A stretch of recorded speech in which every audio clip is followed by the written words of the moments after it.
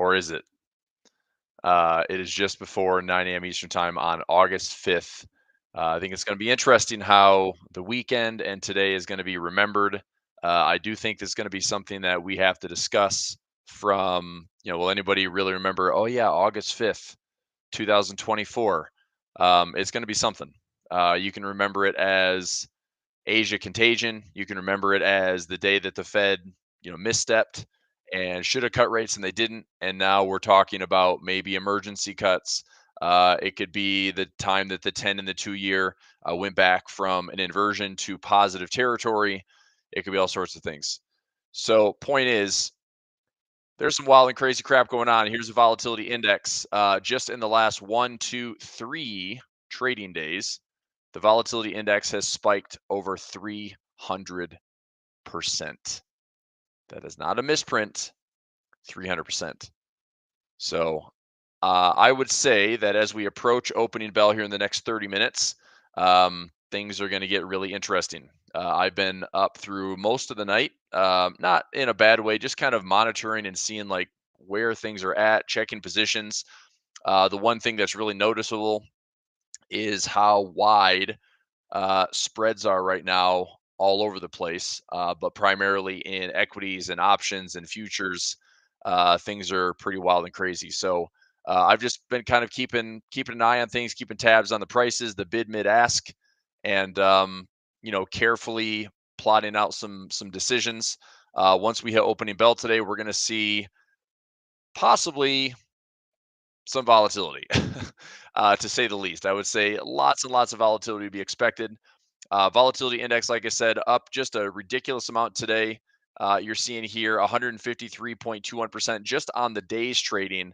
But like I said, since the last 3 days have printed, and this day is not done, but we're sitting up here near the highs around 65.90, around a 300% increase in the volatility index. So to say it's a bit scary out there, I'd say that's accurate, if not maybe on the lighter scale of things. But we have seen in the S&P, this is the E-mini futures feed for the S&P. We are now seeing about a 10.5% correction, and the SPY is opening way lower today. So going into, let's see here, you've got your 565, 566 top. We're looking at pre-market today around 510. That puts us down about 9.6, almost 9.7% peak to trough.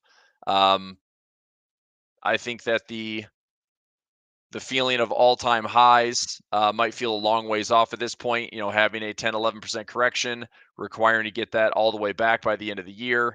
Good luck with that. So I think at this point, it's pretty much how can the market stabilize? When will the bleeding stop? And how much uglier do things get today when you're taking a look at something like the volatility index? So we have retreated off these highs.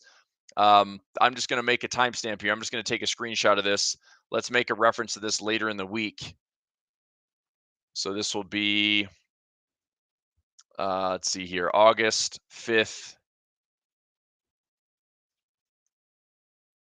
9:01 a.m. Eastern time. I'm just going to take a screenshot of this right here. And just to kind of commemorate the crazy event, are we going to be higher this week or lower this week? I don't know. I mean, is there a possibility that we spike up to, if I go to the monthly chart here, let's go to this chart here. So if I go to the monthly chart on the VIX, which goes back into the 90s, I mean, it's pretty clear in everyone's mind what's going on here, right? U.S. stocks poised to plunge. Yep, we know. We're possibly going to see markets halted today. I was reading that level 1 on the S&P comes around 7%. The Nasdaq, I believe, is pushing that as well. So I'm not sure if the Nasdaq has a slightly bigger circuit breaker, or if it's just the S&P at 7%. But we're about to find out. So last time we had the big vol event, 2008, as we all know, 2020, as we all know. If you've not lived it, seen it, traded it, it never feels good. Okay. Even with, where I think, okay, I've got bonds that are long, I've got the Japanese yen that's long, I've got certain hedges out there that's long, or doing well. They should be doing well. They're fine, but the bid asks are so wide right now that things need to just kind of settle down, stabilize, and we need to see some more liquidity. Um, so regardless of even having like all your ducks in a row, it still seems like things are a little nuts, you know. So that's what it is, and we're going to figure out how to navigate it. I am watching, P&L closely. I've got stop losses put in on some. I've got some limit stop losses in put in on some of my futures orders, and I want to see if these the bid mid asks will tighten up a little bit, and I'll probably get activated on some stop losses, which is okay because the offset of that are some of the hedges and the bear put spreads that I have on that are paying out, $5,000 to $10,000 on each one, and I've got a few of them. So when it's all said and done, as long as my stop losses are activated to keep things contained and not getting filled at terrible prices, I would not be putting in like market based prices right now for stop losses or market based filled on anything. Um, unless of course you're long the VIX, and I have been long the VIX, and that 1050 call would hopefully now be trading for $40 to $50, which would be pretty exciting. But I got out of that whopping thing at trying to think, I paid $4 for it. It was trading for like $7. I closed it. I had a $1.50 debit that was trading for $3. I closed it. Um, you know, yeah, I closed it out about a week early, I guess. But anyway, so that's the volatility index. That's the component. Things are crazy. Good morning, David. Good morning, Darigis. Good morning, Chris. Good morning, Gary. Mitch management firm. I mean, I run a fund. Yeah. So I've got some money to look after. Yes. And just like I said, that's really the big focus. My days got a little mixed up. I actually thought I was going to do a trading battle this morning. That's going to be tomorrow morning at 9 a.m. Eastern time. So that'll be also pretty exciting to come and check out. So, come back to the channel at 9 a.m. I'll dual stream with the trading battle at 9 a.m. Eastern time. We have two battlers, James Bruce and Hunter. Hunter goes by one name, so I'm going to give him a little needling for that tomorrow. But that'll be tomorrow morning at 9 a.m. So thought we kick things off with the Pulver report today. I'll probably jump on with Nick and the team around 10 o'clock with A1 Trading, and I'll discuss a lot of things with the market traders team as well, because there's clearly some stuff going on there that the best thing we can do is offer assistance, offer transparency, and make sure that we're talking about this stuff the way we're dealing with it. I mean, it's never easy to see just. I mean, to say chaos is about right. But it never feels good. That's what I'm going to say. It's like even feeling like you've got the perfect plan in place and everything is okay. If I've got this, I've got this. If this, then that. Even that isn't good enough in events like this. So I just want to take a look and just show where things are at. So my top-down poll report, let's go futures first, because that's actually the feed. I've been watching this since last night. Um, I did a webinar last night, and was noting that things were lower. This box right here is actually my bigger hedge position that is actually looking to pay out like pretty well. And if things get really squirrely, I've got these big hedges that also pay out really well. But I also need there to be liquidity in the markets for those positions to pay and close appropriately. So we are down, just so you know, the last 3 days. So this was Thursday, Friday, and today. We have big gaps, okay? But we are down about 8.5% of the 10+%. I think the S&P is right at that 10% level, 10.5%. Now, if you go back a couple weeks, I did a video talking about this simple three-wave correction, an ABC, a 1, 2, 3, whatever you want to call it. Um, I did expect it on the technical side, but as I said, it's never easy to figure out how this happens, why this happens, when it's going to happen. But it did happen, and we have, of the 10+% sell-off, 8.5% has happened in the last 3 trading days, and one of them is not even a trading day because it's been the futures market this morning. That's it. So that is pretty wild and crazy. Now, what's going to be important here as we come into opening bell in the next 23 minutes is, how does today's candle close? Okay. How does today's candle on the E-mini futures, the S&P close? How does today's candle on the NASDAQ close? Same thing here. A 1, 2, 3. This is my bear trap. I've got levels down to 17.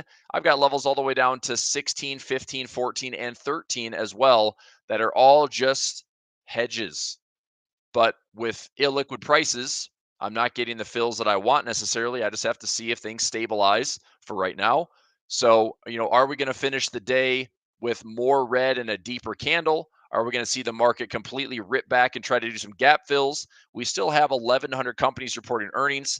Seems like it doesn't even matter right now, because I think a company could have some of the best earnings ever, and it's not going to matter when everything is falling. Okay.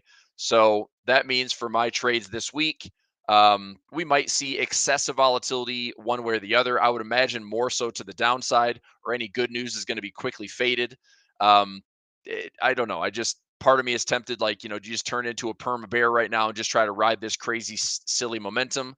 Or has this market seen enough of a shed, enough of a deleveraging in such a short amount of time that we do actually see some stabilization? And I would not be confident that we're coming back to fill this gap this week from Friday's close to Monday's open or Sunday night's open. At least in the futures market, we open around 6 p.m. Sunday Eastern time. But I would say that coming into these lows, that this market finds a way to stabilize a little bit. Now, from a larger topping pattern, and we've talked about this potential setup, is this going to set up with a left shoulder, head to neckline, right shoulder? Is this going to set up with a crown pattern, left tip, center tip, right tip, where, maybe the all-time highs are a foregone conclusion? They're done. There's not going to be an all-time high here for a while. Maybe it's months away, maybe it's a year away. I don't know. Okay? How much worse does it get to the downside? I don't know. You know, are we talking S&P at 10, 15, 20%? I mean, look, I literally put on what I'm calling the OS insurance, which is OS stands for oh shit, just in case, because if things get really crazy, I'm taking like half a 1% risk or 1% risks for, let me just do the math here. If I have a, um, if I have a $30,000 payout for $1,000 risk, that's a 3,000% gain. Now, the probability of that is extremely low, but just in case, it is there. Okay. So I don't think it's going to come to that necessarily. But in case it does, what did I think about this weekend? Well, I did think about this a lot over the weekend because nobody expected that to happen, right? We went one OPEX cycle from February to March, right? We went from one basically month to month expiration cycle from February to March in the options world, and essentially had the drop to the top bottom to the rally started. And the amount of, wealth and loss and panic and fear that was put in the markets in that 30 to 40-day cycle was crazy. Um, but what ensued was, it. And what's crazy? Look, we're 4 years post COVID, and I still go back to the whole year. Like going into 2020, I was a bear before COVID was a thing. Like as we stretched into 2019 and reached all-time highs again and went into 2020, I was actually positioned bearish. Now the fact that, COVID started to poke up and was on the radar in December of 2020 or 2019 and started to make more headlines, I just think COVID was the excuse. It was the catalyst. It was what was, kind of labeled as the reason the market crashed. And for good reason. I mean, yes, we thought for a moment the entire global economy is going to shut down and things are different. And here we are, 4 years later, and I just I just think these cycles are faster and they're more violent, and we're experiencing that right now. Now, off the highs at 66, we're already seeing the VIX retreat a little bit. So I keep mentioning this, but this is going to be maybe one of the most important sessions that we have for a live session, talking through things. Feel free to ask some questions, but there's a lot to digest. Okay. The volatility index for this big kind of 1 day spike is really, really crazy. I had said earlier, how do you consider this? How does it go down in history? I put this in my Discord channel. Is it going to be Volmageddon 2.0? Is it going to be the 10-2 reversion instead of the inversion? Is it a reversion? Is it going to be the Fed's misstep and the market just absolutely dumps? Or what we have seen is the Asia meltdown. Here's a currency strength chart overnight. Okay, everyone's been seeing this Japanese yen get stronger into the 1 to 150 per day. We just had this crazy jump again, and look at how wide this is in forex trading. We're talking about some potentially 500 pip moves. I mean, the Aussie yen, I just want to look at the day. Aussie yen, just on today's trading, we had a high to a low of about 515 pips. Feels a little bit like COVID, doesn't it? Right? I mean, when we had, I can remember COVID trading. We had, 500 to 700 pip days on the Euro New Zealand, Euro Aussie, Pound Aussie. The yen is doing exactly that. So, how does this all shake out? We're about to find out. We're clearly hitting all sorts of technical oversold conditions. It doesn't mean anything. If the market's going to continue to deleverage, it doesn't mean anything. Okay.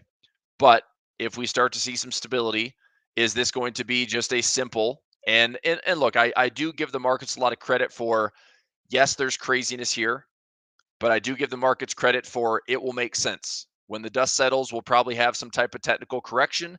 The Japanese yen gets a little bit weaker. Maybe today, because it's such an extreme move, maybe today is a large candle that finishes with a little bit of body to the upside.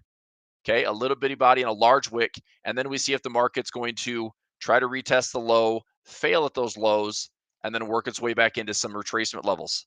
Okay. Look, Japan has probably a more important task at hand because a lot of this has been, they've been deleveraging. The Bank of Japan is chasing rates, but the Nikkei 225 has just shed all of its yearly gains and then some.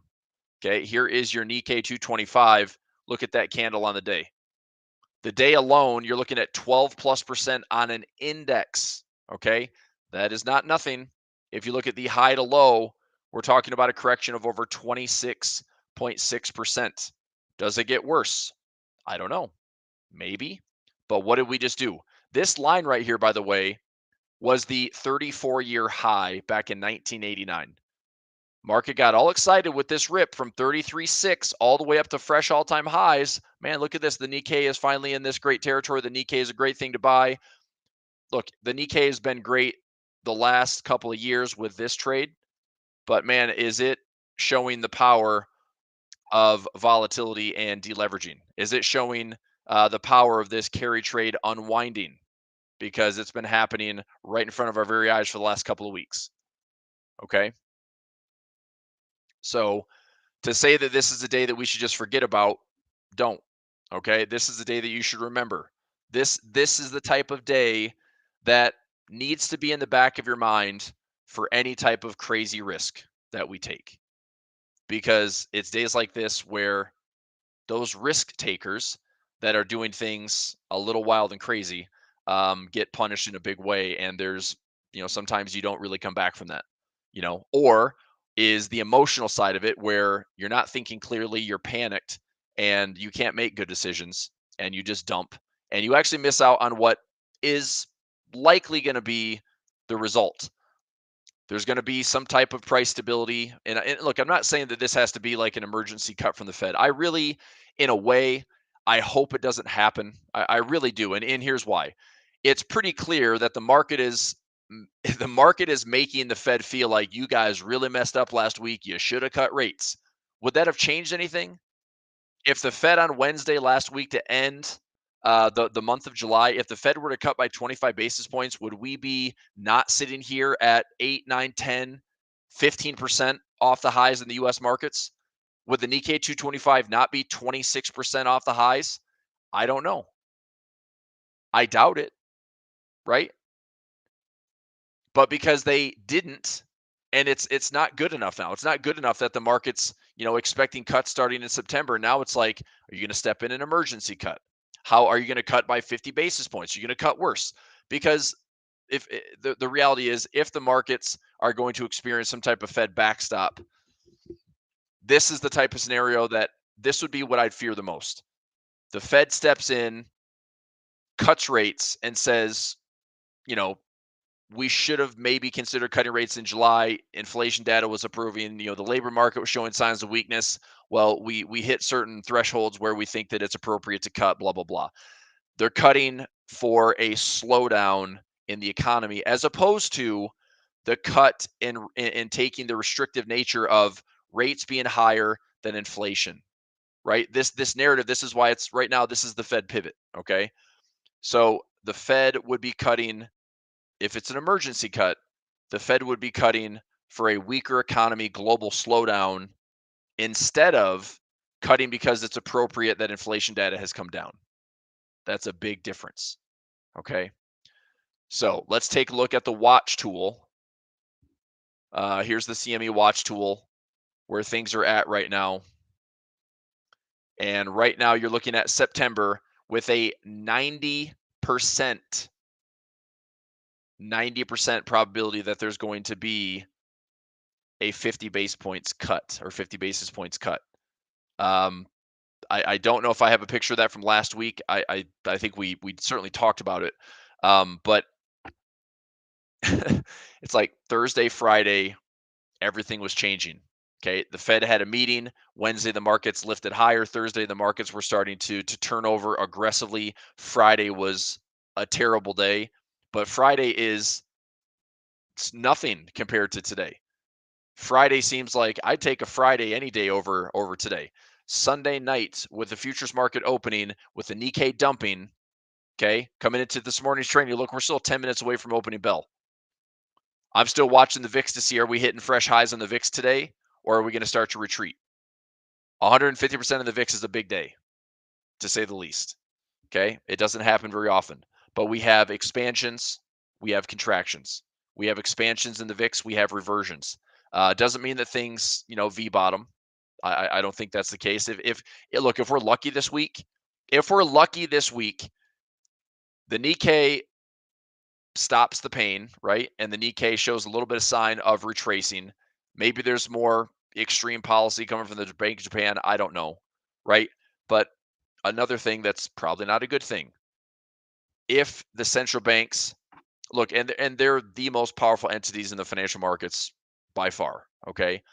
If there is another concerted effort globally to stabilize and add liquidity, okay, then this might look a lot like 2020 without having the 2 to 3 year upside. Okay, this might be just the ability to kind of stop the bleeding, stabilize the markets, add liquidity, see things, be a little bit more normalized, and then we'll figure out where the dust, truly settles. But as we're wrapping up the Asia session, down, 20+% from high to low. That is 20. So current prices are on 20. I mean, it doesn't matter. I mean, my gosh, you're talking about a 20, 26+% correction from high to low. And most of that has happened in the last 3 trading days. 3 trading days. What is also crazy is the extremes that we have seen. I mean, that's a drop of 20% on the Nikkei. Okay? I mean, just use your imagination for a second. What would happen? What would have happened if, Friday to today, before the markets even open at 9:30 a.m. Eastern time, what happens if the Nikkei was down 20%, right? The Nikkei right now is 11.86. That seems like a lot. Okay? What if we were down 20% in 3 days? We'd have some halts, we'd have some circuit breakers, we'd have all sorts of wild and crazy stuff happening. All right. Now, let me bring up one additional workspace here, because what we are going to notice as well is we're going to have some insane gaps to digest today. Okay. The Qs with a gap from Thursday to Friday. This is going to be one of the largest gaps that I can remember seeing in 20 plus years. That's going to be close to a 4% gap. Now, part of me is interested in this. And look, I don't know if this is a good play or bad play, but part of me is interested in looking to go long out maybe 1 to 2 weeks. Okay. 1 to 2 weeks just to see if this market can fill a gap just on sheer volatility from a 420 into a 444. Now, with volatility higher, it really depends on how expensive it is. If this 420, let's say I bought an at the money at 427 or I bought a 430. I mean, what would be really cheap would be buying like a 440 to 444, but that's going to require a pretty healthy move to the upside. Now, if it happens quickly, then this could pay really well. So I think the best way would be, how expensive is it to trade something at the money? Okay. In addition to maybe some staggered out of the monies. All right. And is this where we stop? Do we stop at 427? Not necessarily. If I were to look at, the Qs, okay, this is the Nasdaq futures feed. Let's look at the Qs. Okay. If we open at 427, that's right here. That's right at another trend line of support. If we go back to another really simple chart, let me go back to my harmonics and pivot chart here and go to the QQQ, go to the daily time frame. Another thing that we have talked about, is it possible that we pull right back into these major moving averages? Well, we're about to open at the 200 moving average on the daily time frame. Okay, if you look at the NQ, we are at the 200 on the daily chart. Okay, so this buy zone, this defense line, all these support levels are going to be tested. Now, is this an automatic trigger for, hey, we're in the 200 EMA? That's the buy zone. That's the trigger. Maybe. And this is another thing we need to take a kind of mental image of. As of now, 9:24 before opening bell. I think what I'll do is I'll take a screenshot of this at 9:30, because if we open up on the Qs, the Qs are looking to open up right at or slightly below the 200 moving average. Okay.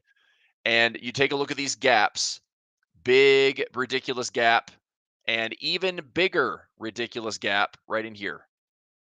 Okay. Now, does it make some sense to recover and fill some gaps? Sure. Is this a bit of an overreaction with volatility? By historical standards, yes. Okay. But if we come back down to these levels, it doesn't have to stop right here just because we tap the 200 EMA or the 200 SMA or whatever your favorite indicators are. I tend to, gravitate towards the EMAs.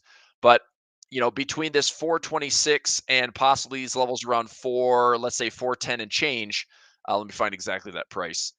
If we were at the same low, that's around 414. So we'll say between 420 and 415.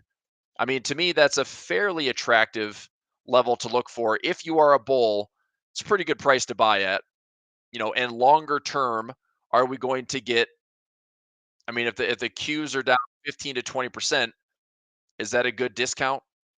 I mean, sure, if we're not going to go into recession, you know, I mean, 2008 the market dropped 56%. That's the S&P. What happened to our Nasdaq? Who knows the percentage of the fall in the Nasdaq? Because it wasn't good. It was way worse than the S&P. The Nasdaq dropped like 90%. From there to there, let's see here. From that high that we had back in 2000 to this level, that was a correction of 84% during the dot-com bubble. Thanks a lot, tech. And then 2008 was similar to the S&P at a 55 to 56% drop. Not fun. Okay. And it took, by the way, I mean, and again, I think we can obviously say this. History doesn't repeat itself, but it often rhymes. Um, it took a long time to get back to these highs, right? We had this event here in late '07, okay, into '08, where things are getting worse and worse, and we're starting to see that bear market. We didn't eclipse those highs until 2010, 2011, right? I think right now, you know, is the world, I mean, you look at this ramp up too, it's like, is the world prepared for more? Is the world prepared for, oh my gosh, right? I don't know, and that is why You got to trade, and that's truly why like black swan events are things that people trade for. That's why people try to make fortunes in black swan events. That's also why people consider, if you've lived through it, if you traded through it, black swan events, although they're out there and there's super low probabilities, you are thankful if you're on the right side of it as opposed to the wrong side of it, right? That's a big, big, big difference. Big difference. Okay. I did see that as well, Paul. Yep, the 10 and 2 turned positive. I noted that in Discord this morning. Look, this was my post in Discord this morning. Okay, ways to remember today. And I'll just say this weekend because, look, volatility started to increase on Thursday, Friday last week. We come into the weekend, the futures market priced in way worse things.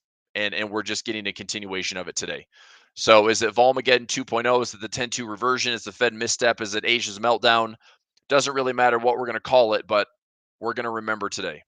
We're going to remember this week. And there's plenty of things that have been discussed and been on the radar.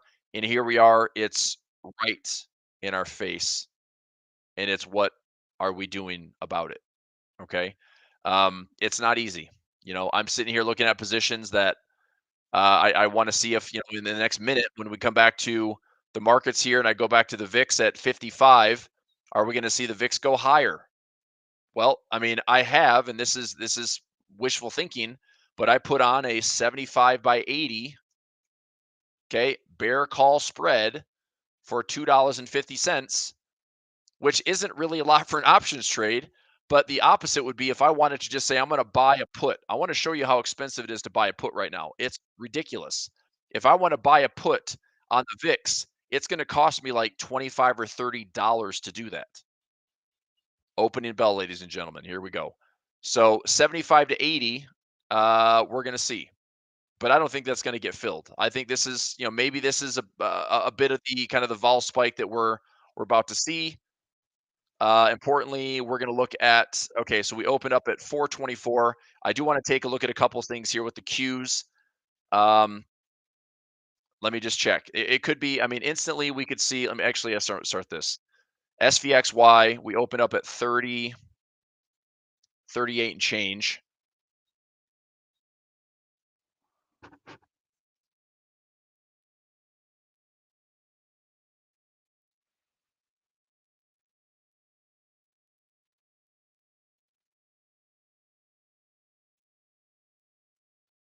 Okay. I mean, prices are all over the place.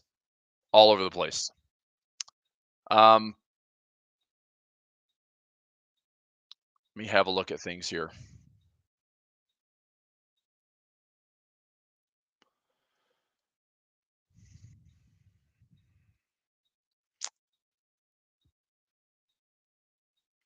All right. So futures feed is probably the best thing to go off of right now, simply because this has been going on for the last 24 hours.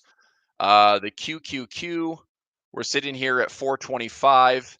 Is this the low of the week? I don't know. I do want to see if I'm getting filled on some of my Q positions though. Let me double check. Qs, nope. I have a bunch of pending orders. We're trading at 425. I'm trying to get filled on a 430 by 425 right now. That's not filling yet. I'm trying to get filled on a 420 by 419. That's not getting filled.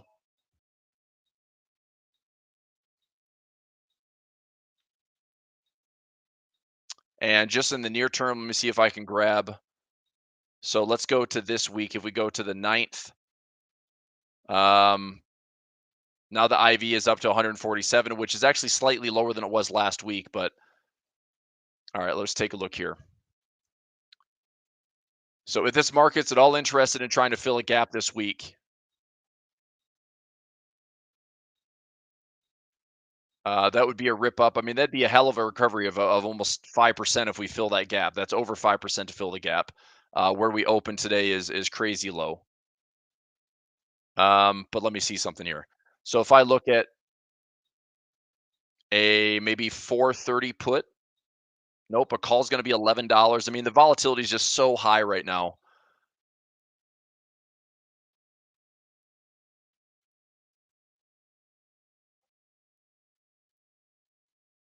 All right, I'm gonna see where I get some fills here.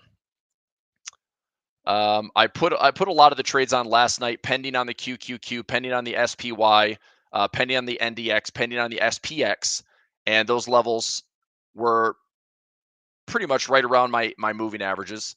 So I put on, if we come down to this 420 level, 419 zone, this previous low is around 415. I'm not interested in buying a short term call on the Qs for. Let me show you. So right now I've got it pulled up here for an August 9th expiration on the QQQ. So August 9th expiration. If I were to buy a 430 call, okay, which is out of the money, that 430 call is going to be asking for $11 to buy, which means my break even's actually in the 440s, which essentially means for me to be positive on that thing, we'd have to fill the gap. All right. I think realistically, I'm going to stick to some credit spreads. I know that I could forego some profits. I realize that, but I'm probably better off doing something like this on SVXY, trying to take a small position on SVXY for $40 and see if I can just buy some shares.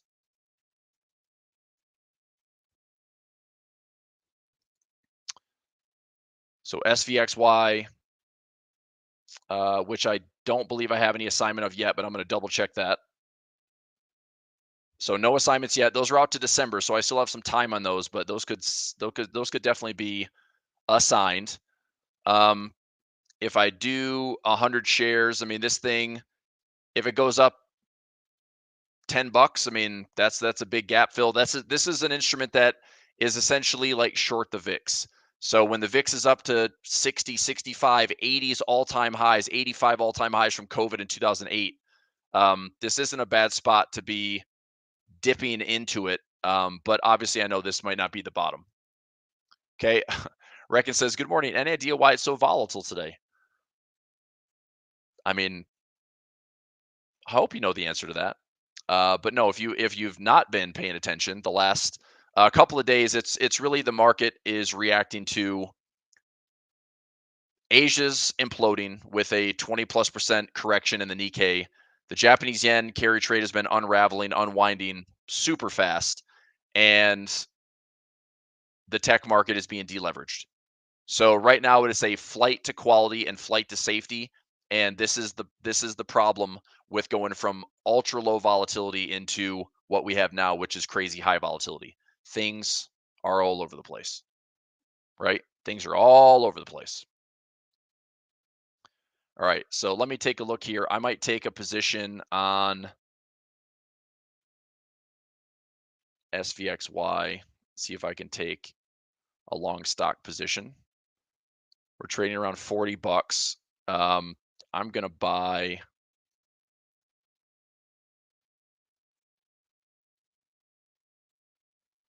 some shares. Part of me is wondering, like, is there a chance? Again, we retreated about 20 points off the highs. Is there a chance that we actually make a higher high in volatility? I don't think the fundamentals underlying are worse than 2008, and they're not worse than the panic that we had during a pandemic. But you never know.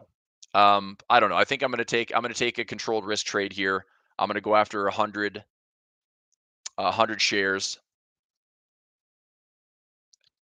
and I think this will be a little place to stab it.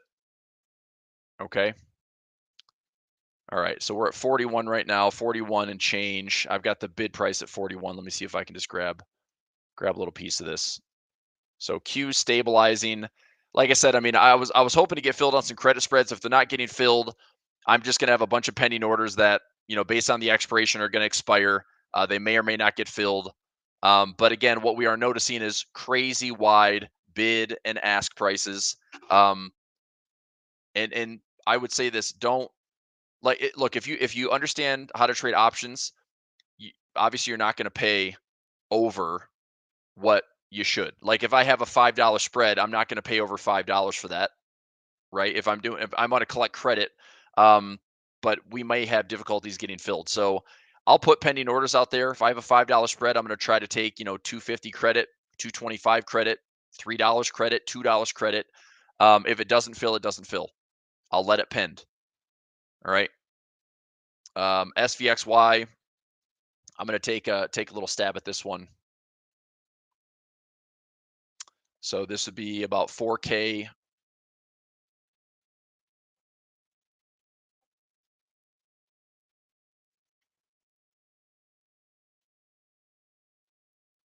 All right, I'm going to take a stab at this around $41. $41 for 100 shares.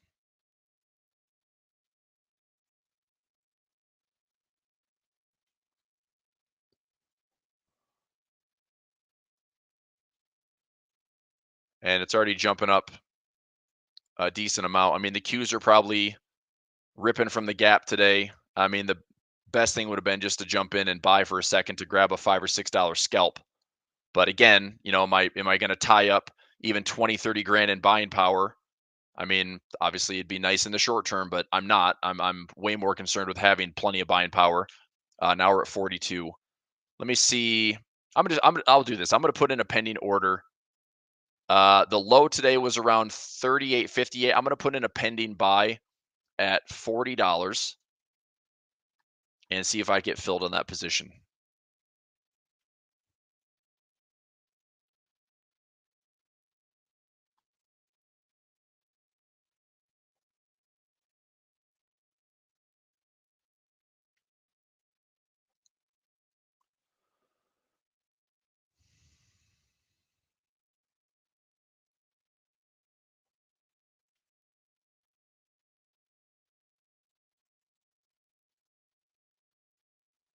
Okay, so that's pending.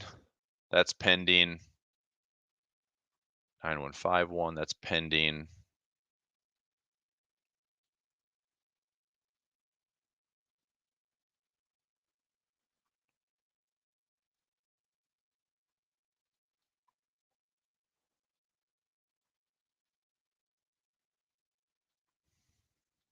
Okay, so I've got a pending order at $40.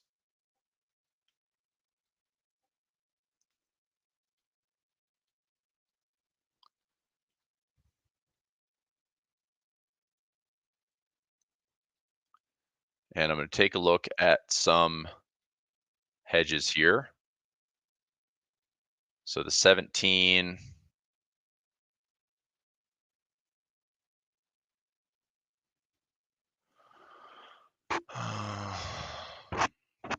got a 16.5 by 15.5. That's up some dollars.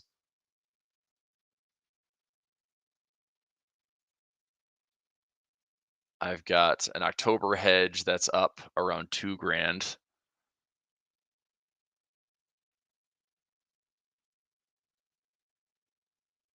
Hmm. Yeah, it's just not enough insurance right now. Pending. Let's see.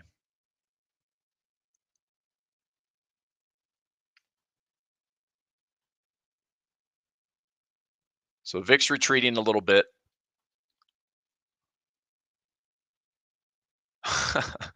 Daniel, the most active futures trader that I know. I'm working day shift at work this week, so not trading. Cash open, almost glad. I prefer call VIX at the end of the day because Japan may go deeper tomorrow. It's true, but look at that. I mean, you're getting some big retreats in the VIX. So what I will say is, I know that I didn't time this perfectly well, but I was long at the 20 call and I was long at the 1050 call. Uh, this morning would have been the perfect time, which you rarely get that when you're trading, but it'd be the perfect time to be closing those out. So those trades are done. I made some money on them. It was fine. But right now we're sitting here like we opened, we tried to immediately scramble. There might still be some ugliness ahead. I'm just saying, like there's no perfect answer to how these things play out, especially when we have wide bid asks and the liquidity is not quite there. It's going to get a little nasty. Like today's not going to be fun. However, however you navigate today. If you're not in, be thankful. If you're in, just try to keep your wits about you. Okay. It's not easy. It's not easy. Um, I'm looking at a lot of positions that I mean, I will be fine tooth combing through my portfolio today. Okay, because this puts me exposed to ratio spreads and any cash secured puts, and I was like, yeah, I'll be willing to own that. Well, in this period, things change very quickly. Where it's like, do I really want to own that right now, or is it preservation of buying power? That's going to be the most important thing. Okay, so sitting here looking at the markets, I still want to get through it kind of top down today, but big gap lower, and look, it's obvious that the market's going to pay attention to this. Okay, it's a gap from Friday last week to today's open and price action thus far. There's still room to fill that gap. What we don't know is how much lower does this go. That's what we don't know. Okay, I would imagine that sitting here at the 200 EMA, there's a chance for this thing to stabilize before we get back above it. Now, all-time highs, I'm way less optimistic right now that this market's going to find a way to rip to all-time highs. If we do, then we are about to embark on a ridiculous volatility run because I don't think that's going to be sustainable at all. If we get to all-time highs again, I will treat it a lot like 2019 and 2020, where I think I'd go into 2025 way more bearish. Um, but you never know. I mean, this could shed enough that there is some interesting buying opportunities out there. You're getting a pretty fat discount on some decent stocks. I mean, look at our Mag Sevens, was I'll show in a moment. We're down quite a bit, right? So the Nasdaq futures is off the low. I want to make a note here. Let's take a screenshot of this. So I'll just do this. I will capture, so copy image, and then in my Discord, where's my Discord at?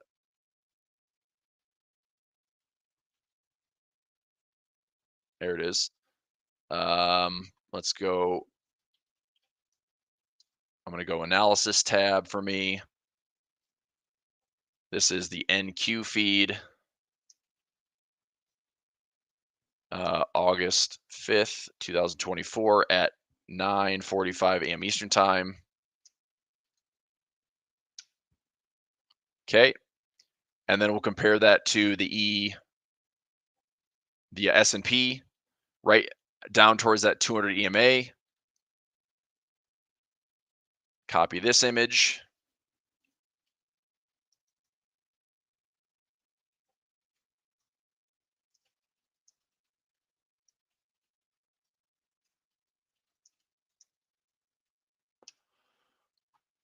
And we'll take a look at the SPY, which on the 200 moving average is just off of that. The Qs just below it. So E-mini futures, you're below the 200 EMA. The Qs, we got crazy gas, so you're below the 200 EMA. Let's go to the VIX, retreating off the highs from 66 down to 46. And I believe I had a picture of the VIX already, but just take one here, note it.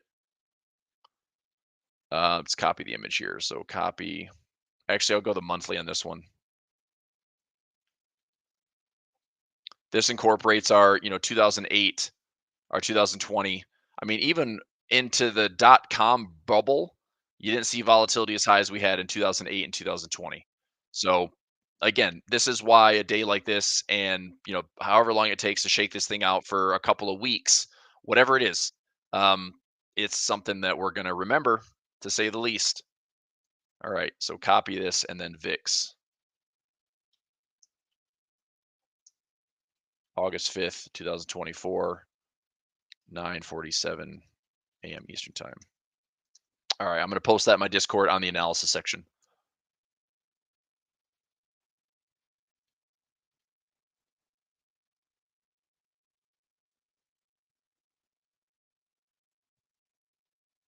Okay, so let's do this. I'm going to keep an eye on things.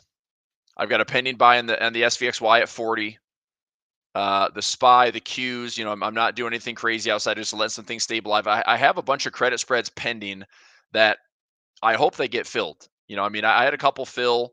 The 525 by 524. I'm going to see if that one just got filled. Let me check my tasty here. The SPY. You got to be kidding me, man. My 525 by 524 is still not filling, and we're $9 below that. Like, that's ridiculous.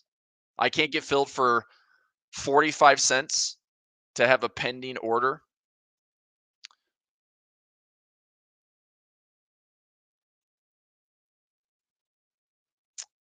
Yeah. I mean, I'm $8 or $9 in the money on a credit spread, and it's not filling. Again, bid, mid, ask, very, very wide. So I'll let that marinate. I put on last night, if I check my tracker here, I put on um, one, two. Try SPX here as well.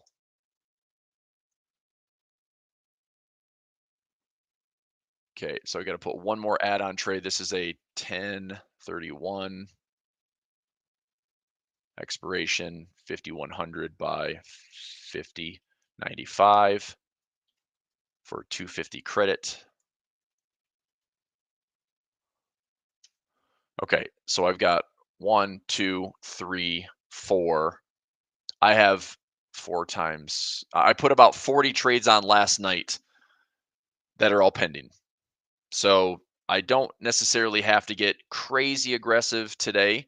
Um, I'm not that interested in trying to play like a short term, hey, I'm just going to buy and dump money into like a short term rally, which is right here. The direction's going to be challenged. Like, is it a surprise that we jumped up, $10 at the open? No, because the market just went from pure panic to, okay, now what? I mean, we don't know what the reality is. If the market's like, okay, the vol event's over, we go back and fill a gap. Oh, so easy it would be. But I don't know that, and I'm still a little cautious, as I think one should be. To make sure that I'm not necessarily overstretching, and I'm still just thinking logically through all the trades. Okay. All right. So I'll keep an eye on things. I will put a price chart here to see if we can fill this gap around 447.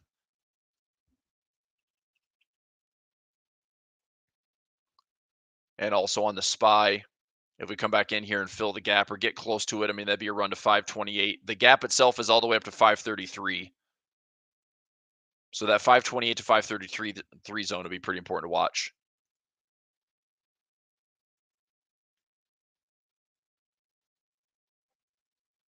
Okay. That's where we're at. Okay. All right, let's go through the top down here. So indexes are down a ridiculous amount. Everything's in red. Volatility's been up. It was up 150% on the day. It's been faded about 22 to 23 points, back down to 43. The dollar index has a strong. Let's go back to the SPY right here, or SPX. Let's go to this chart for my watch list. The dollar index having 2 colossal days to the downside. I mean, I look at individual dollar pairs and I think I'd like to have a pullback or a pause. I mean, is it open enough to have the dollar just drop, drop, drop, drop, drop? Yes, maybe. Maybe this entire move that we've been waiting for months is going to happen in a matter of days. I don't know. Okay, I'm not forcing any trades in currencies right now. Oil at 72.94, back to equal lows. We're going to see if this level is responding to support. If it responds and stabilizes, okay, fine. Do we have a crisis situation? Maybe. If I'm going to take anything in oil, maybe it's USO. Maybe it's an options trade. Probably options, because there's always a backup plan if case. I mean, look, if we have a 2020 all over again and oil futures goes to negative 30 cents, that's not going to help anybody being long futures, right? All right. So we're at support. Let's see what happens. Crude oil futures, where I have a couple of trades out to not this weekend, but next Friday, the 15th. It's right at my strike, 72.50. So if it stays there for support, these are fine. Natural gas, I was just watching this based over the weekend. I mean, we're coming back down into kind of annual lows. If we, I don't know, I probably want to do something down here at like $1.60, $1.50. But the U.S. is producing a ton of natural gas right now, and I do think that the supply is overcooked. So I'm just we could probably push lower on natural gas. If we come into an attractive level, then possibly some option trades on that. Gold's volatile, but we've given back some. We're sitting here near these all-time highs. We came up to test those levels, but failed. It is surprising in a way. I mean, gold is just at the all-time highs or just around the all-time highs. Um, I'm curious with just absolute chaos in the markets if gold is going to start trying to retest those highs. Bitcoin shed a ton overnight. Bitcoin's down over 10%. Silver has also given back quite a bit. I'm still bullish on silver overall. The level here is watching the $26 mark to see if we bounce. How does that price action behave? If we bounce, come back up here for a little bit of a bullish pattern. We need to break this trend line back above 30 and change, and then hopefully our measure moves up to 35. Bitcoin, just pure risk off trading. Mining costs, just so you know, mining costs are sitting somewhere in the 30s right now or like high 20s. So is it possible that we have what is typically the correction? We have a lot of 70, 80% corrections in Bitcoin.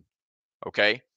Just because we're sitting here at all time highs doesn't make this immune to having the same type of wild volatility swings. So Bitcoin from the highs are down around 33%. Are we going to see more? Well, if we went from highs to a 30K revisit, that's a 57% correction. We've seen 70 to 80% corrections. Is Bitcoin going to come back into the teens again? I don't know. Maybe. My next level, I mean, I bought some Bitcoin down here at the lows. I'm not that interested right now in calling some type of level at 51 or 52, but I would say that if we come into 40 and 30 as just a speculation play and risk capital, I would say I'm okay buying it there. If we get back to all-time highs again, might take a while, but that wouldn't be a bad spot to maybe grab a little bit of Bitcoin if things are going to continue to look a little nasty out there. So I'll wait for right now. That's ETF. That's ETFs, IBIT, same thing. They're down. I bought this at 30. I think 31.50 is my lower at 29.66. Ethereum way down below these levels. Ethereum is in a pretty healthy correction. We've gone about 48% off those recent highs. We've got a wick to the downside, but nearly a 50% sell off in Ethereum from high to low just in the last few months. Copper continues to push lower. The Nikkei, the chart that really showed the real risk out here.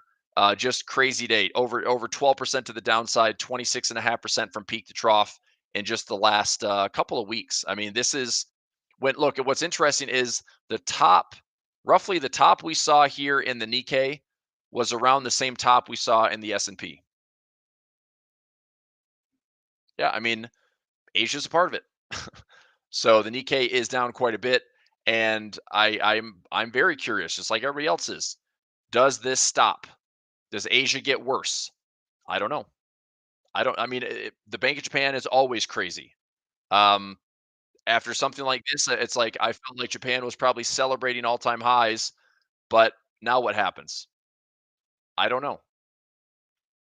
Okay, I just know that I want very little to do with the Nikkei 225 until things look a little bit easier to read.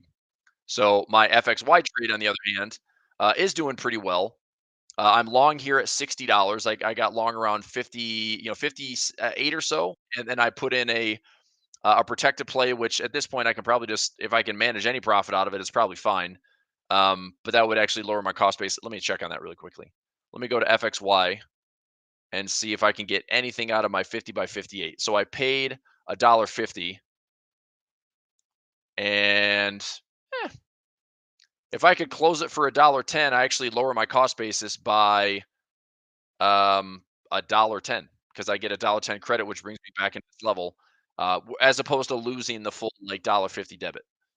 So right now I'm up around I mean I'm up like $4.70 a share. I'm looking to see, if I went to like 72, actually that might be another play for me. If I go to 72 and do a call option, let me see. So out to January, out to March of next year, what's a call option on the January 2025?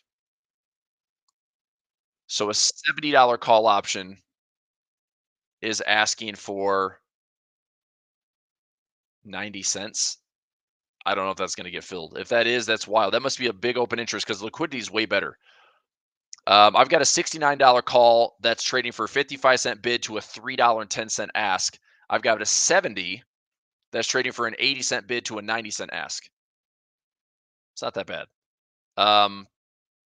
If we're trading at the money, we're trading for about $1.50 to $1.75. So is it? I mean, am I that excited to buy 10 contracts and risk?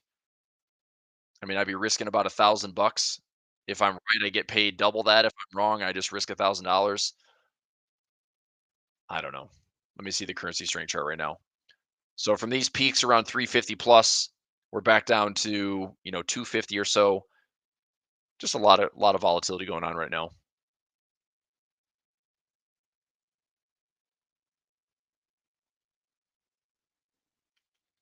All right, let me keep diving through this stuff. Let's see here. The German market is down. I mean, it's not a surprise that all the major indexes are down. The DAX is down around 9.5%. The FTSE also a little bit of a fake out trade. The FTSE is down 6% from I do all time or this recent push here. Yep, around 6.5%. We do have a pretty good trend line in the FTSE, but given what I saw over the weekend in the UK, I don't know if that's going to be some risk off trading as well. If things get a little bit uglier out there with some of the riots that happened this weekend, it's pretty crazy. Chinese market 16,583, still showing red, but not awful. I mean, China is not Japan. This is mildly lower, but has had a pretty nasty sell off the last couple of days. It's down around 5%, but 5% is a lot different than 20%. It's a lot different than 26%. Okay, let's talk our mags. You got to be kidding me. All right, so we gapped lower from a 219 down to 199, and we're looking at a pretty aggressive gap fill on Apple. Again, there's not really going to be anywhere to hide necessarily if things get worse. But for the immediate, buyer today, I mean, there's a $9 or $10 move to the upside. Amazon gapped all the way down to 152, is up a little bit. We have some major gaps to fill on the earnings as well. This is a pretty substantial discount if you like Amazon, which I do. I really do. We've had about a 25% correction in Amazon. I would be happy to take some additional trades there, which I do. I have good exposure on Amazon. The 145, the 135, the 130, the 125. I've got trades all over the place here. Also did some credit spreads across the way. I protected a long put for about a $20 profit last week. Google offering another decent discount from high to low. We've had a correction in Google of around 19%. Meta a little bit choppier, a little bit tighter off those recent highs. We still had about a 17% correction. That's I don't know. We've chopped around a little bit. Something like this in Meta, perhaps. Okay. Which, if we can hold this, if we can maintain this kind of structure here, Meta. I mean, if the markets aren't making all time highs, I doubt we're making all time highs in Meta. In fact, I just expect more volatility. So if we come all the way back up here, just expect some chop, possibly some chop. Microsoft, pretty decent discount, probably not more than 20%. Yep, we had about a 17.7% correction in Microsoft. Netflix, kind of mild, but about a 16% correction. Nvidia corrected all the way down. I mean, and again, for one of the top, 3 to 5 companies, that's been a 35% correction. Look, that's not fun to have a semiconductor that has exponentially rallied to these obscene levels, right? And on top of that, corrected 35%. 2.5 trillion market cap, which at one point was 3.1, 3.2 trillion. I mean, you've shed $1 trillion in market cap over a what?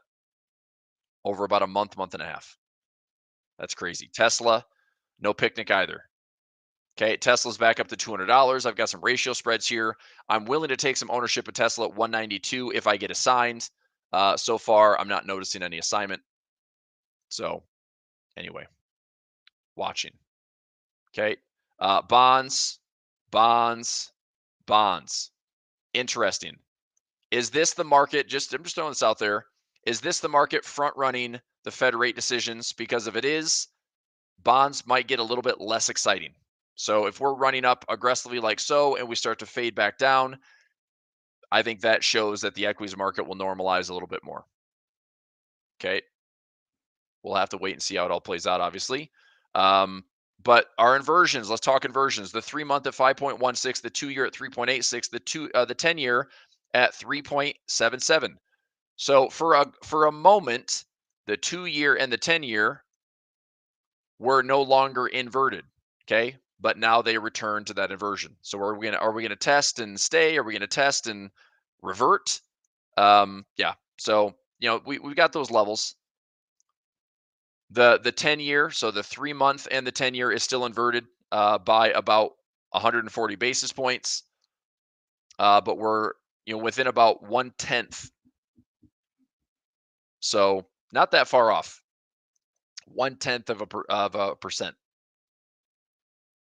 But we did get out of that inversion today briefly. Mortgage rates have come down a little bit. 30 years at 6.7. This is the 15-year at 6%, and then the 1-year variable at 6.06. But that seems like child's play compared to what's happening here across the board. Russell at 201. A big steep discount on the Russell. I was all excited for a potential breakout trade of finally ripping through this level. Okay, blasting up here, pausing. It's like, okay, well, let's just see some stability. Well, that structural damage there is kind of right back where we started. Do I like small caps? Not if we have risk off trading. Okay. I do have some some broken wing butterflies that somehow might work out to actually pay me maybe a profit trap. Maybe if things come back into the gap, I have a bull. It's the bull put side or the put side. So my broken wing looks like this.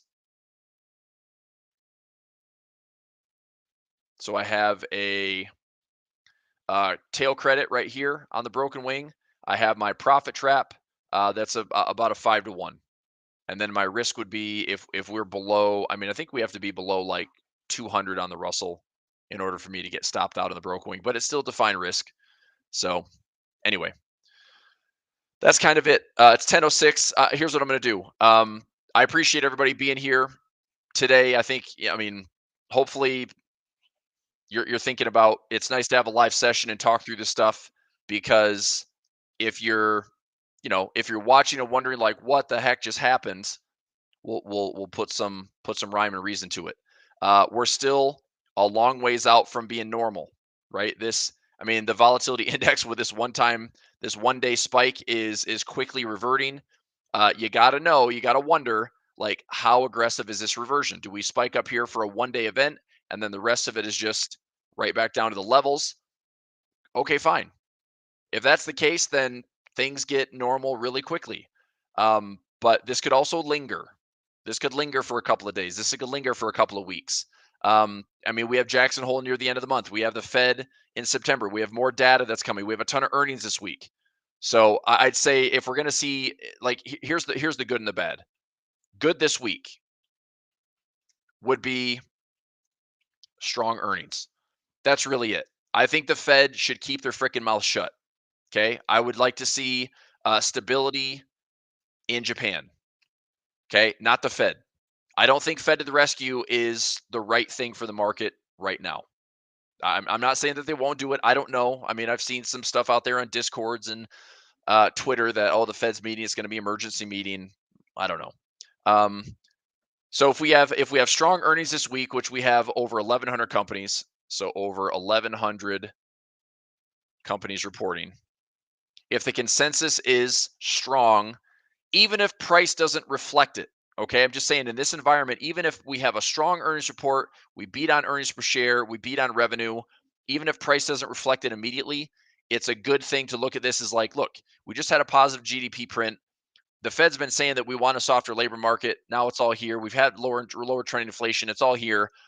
All this is good. What this event is giving us right now is this is stoking recession fears. This is stoking fear and uncertainty in the market in general. So that's what we're dealing with right now. But strong earnings might not price wise reflect that. But if the consensus is bullish or the consensus is strong and positive, that's better than nothing. And it's another thing that could help kind of stabilize. Stability in Japan is going to be the most important thing. So if you're watching the Nikkei, okay, the Nikkei 225, if you're watching the Japanese yen, we'd almost want to see strength, or I'll put recovery rather. It's not really going to be strength, it's just recovery and JPY weakness. And I'm going to put a question mark there because I don't know if those are actually going to be the plays. If it is the play, cool. If it's not the play, things are going to continue to get a little wild and crazy and nasty. Okay, just so you know. Bad this week. If we see a VIX spike back to 65 plus, that's not a good thing. Okay, we have 2008 and 2020, 80 to 85 VIX, 80 to 85 VIX. So just putting it out there as a little milestone. If it happens, it can be pretty nasty. Nikkei plus JPY continues to slide. So Nikkei sell off continues, and the JPY immediate runs and strength.